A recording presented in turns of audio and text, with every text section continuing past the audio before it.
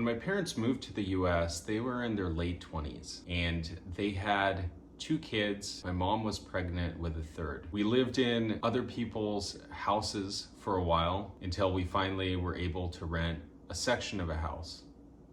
And I remember the community that was around us helped us out in a lot of ways. We got a car that was cheaper, and my mom worked as a janitor in the church, cleaning the church. When my dad attempted to start his art business over here, he was ripped off several times where someone promised to pay him for his paintings. He, in good faith, sent them the paintings, and then they just never paid him. And so my parents' start in this country wasn't easy. Talking to my mom recently, she was telling me that sometimes, she would look in the account and there would be $10 and she would have to figure out, how am I gonna feed everyone?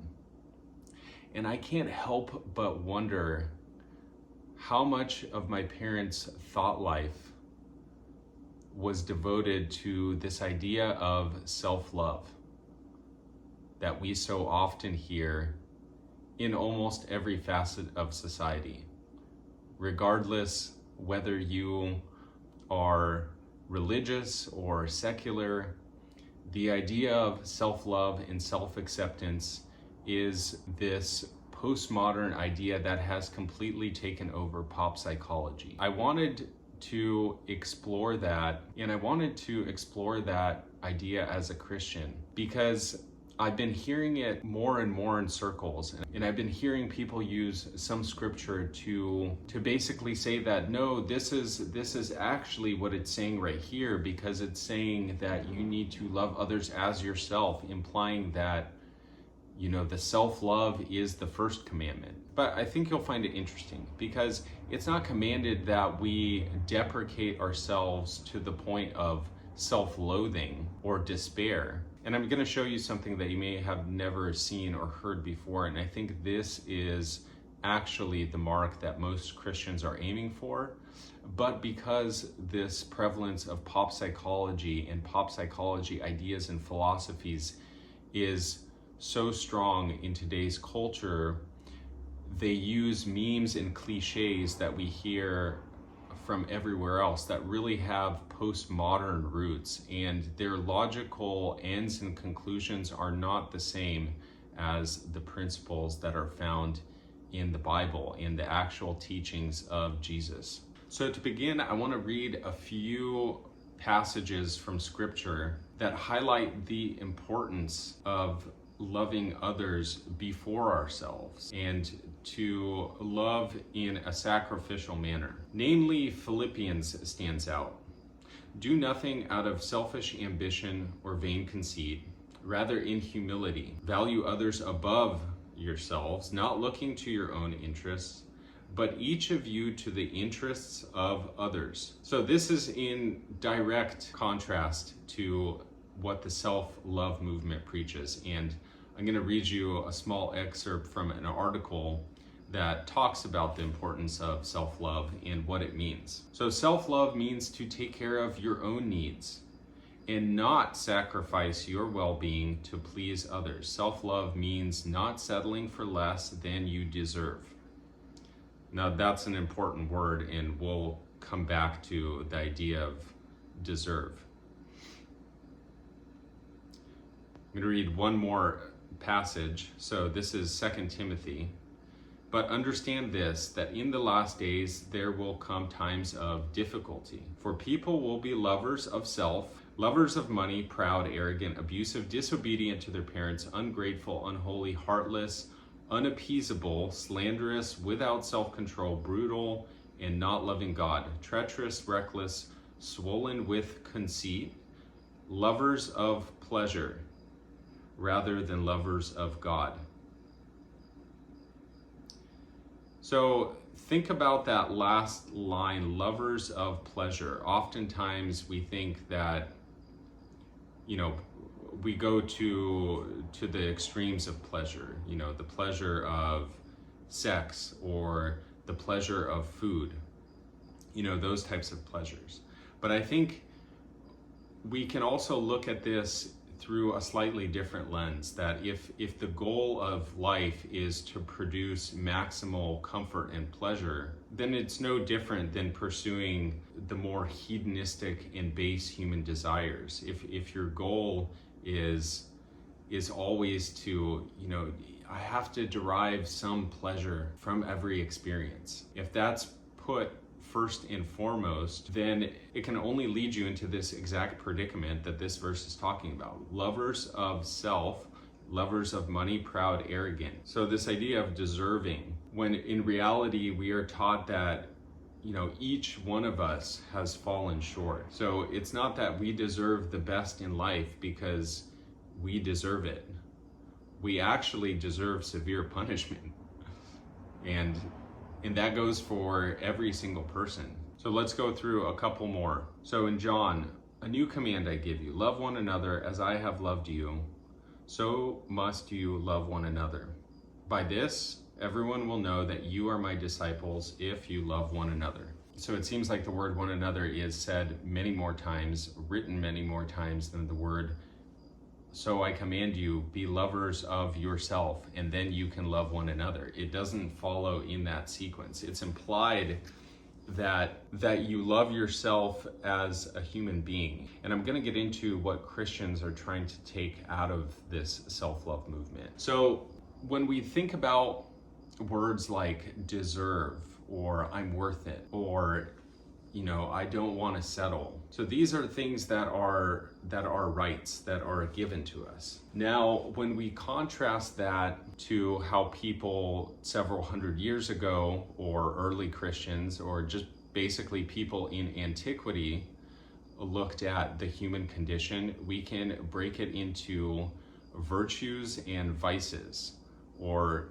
if you want, virtues and then 7 deadly sins. The virtues were actually supposed to be an antidote to the 7 deadly sins. And the 7 deadly sins actually used to be 9, then it was condensed to 8, and then it went to 7, and we now know them as 7. But you'll see one of the sins you may never have heard of or contemplated. First, let's go through the 7 virtues, the classical virtues. So the classical virtues are chastity, temperance, charity, diligence, patience, kindness, and humility. So let's contrast this to the 7 deadly sins, or the 8 deadly sins: gluttony, lust, fornication, avarice or greed. And then number 4 is despair and sorrow. And for some reason, I've never, either I skipped over it or I never saw it, but I did not realize that this was in the list. This is what I think that Christians are attempting to counter when you hear this idea of self-love. It's how do you counter despair, sorrow, depression? What is the antidote to that? Well, the antidote to that is faith and hope. Now, in pop psychology, the antidote to that is self-love and self-acceptance. But if we look at the classical virtues, which were derived from the biblical principles, self-love does not find its way into the virtue. So let's continue. So wrath, sloth, and then 7 and 8 are vainglory, and then 8 is pride and hubris. And you can see why they were reduced down to 7, because vainglory, pride, and hubris all are quite similar and can be expressed as just pride, which is how typically we know and remember it. So why do I think it's important to talk about this idea of self-love? Because I don't think it has a place in the Christian worldview. It is a given that as you care for yourself, because obviously the flip side of that, to commit suicide is a sin. So it's implied if you're living, you do have love for yourself. You have enough love for yourself to keep yourself alive. Now the question becomes, is the quality of your life, are you going to base your life on things that please you? Or rather, are you doing commandments to sacrifice yourself in the service of others? And that's the bigger question. because the idea of self-love and self-acceptance is very postmodern. And if you're unfamiliar with the postmodernists, so the postmodernists were a group of philosophers that basically said it's impossible to know anything about anything. The idea of objective truth does not exist. I can say this is good, but someone else can say, no, that's not good. And so within that philosophy, the first thing they did was deconstruct religious teachings and religious values. This is where we get a lot of the, my truth, your truth, this sort of speak that we hear in pop psychology all the time. The thing is, most people are not familiar with postmodernists because they never read them. They're just inundated with postmodern ideas, and they don't understand where they came from, and they don't understand the roots and how the whole premise of postmodernism is the deconstruction of tradition, it's the deconstruction of religion, and it's placing each individual as the God in his or her own life. So for the postmodernist, since your truth and your idea of love can change over time, it's an impermanent thing. And the idea of a commitment only exists so long as you hold that idea. There's no such thing as having a covenant with God. So in human relations, our feelings change about certain things all the time. For a Christian, there's this idea that you made a covenant with God. And so there's something that supersedes how you feel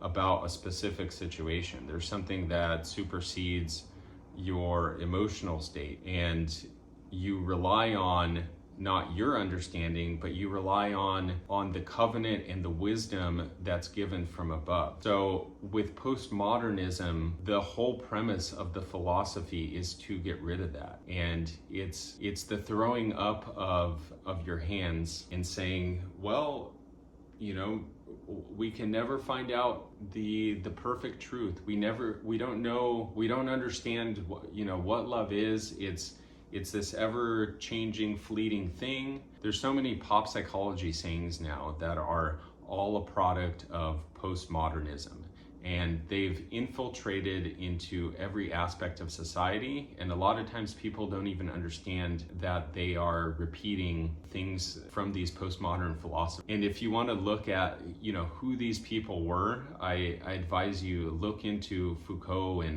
and some of these other thinkers.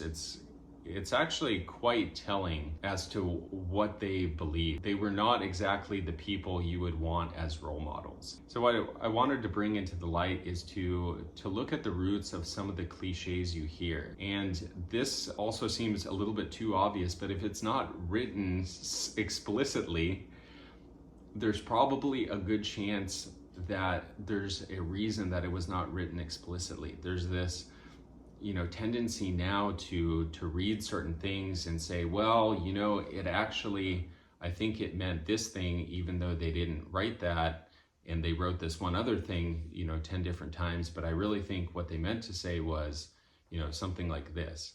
Now, obviously there are, verses in the Bible and scripture that are not meant to be taken literally.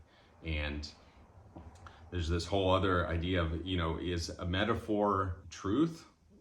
Well, it never happened, but can a metaphor be true? Of course it can be true. Most of the stories, the parables, they're all metaphors. And a lot of times a metaphor can be more powerful. What I'm saying is the specific scriptures where it says, love others as yourself. That it doesn't mean that, before you can love the other as yourself, you need to love yourself. That's not what it says. It says just love others as yourself.